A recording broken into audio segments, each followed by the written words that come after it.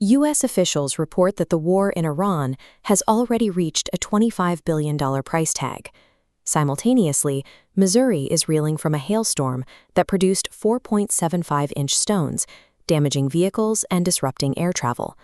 In Washington, the Federal Reserve kept interest rates between 3.5 and 3.75%, the result of their most divided vote since 1992. The separation between these events is artificial. In a globalized landscape, a storm in the Midwest and a rate hike in D.C. occupy the same vulnerable ecosystem.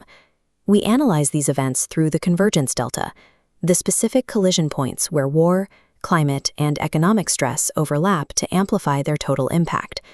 Navigating 2026 requires moving past single-issue headlines to map exactly where these global shocks are intersecting. In the Middle East, kinetic military strikes in Lebanon are the catalyst for a broader demographic and agricultural collapse. Since March 2nd, the conflict has forced more than 1.2 million people to flee their homes. This exodus emptied the countryside. 76% of farmers in southern Lebanon abandoned their land, while 22% of the region's total farmland has been physically damaged.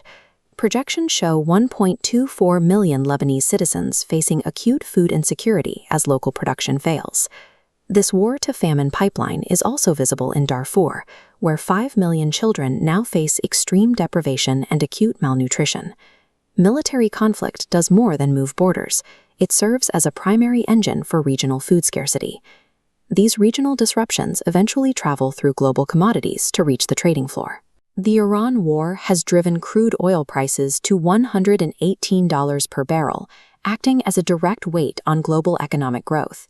This energy-driven inflation is what fractured the consensus at the Federal Reserve, paralyzing the central bank's ability to find a unified path forward. Market data reflects this uncertainty.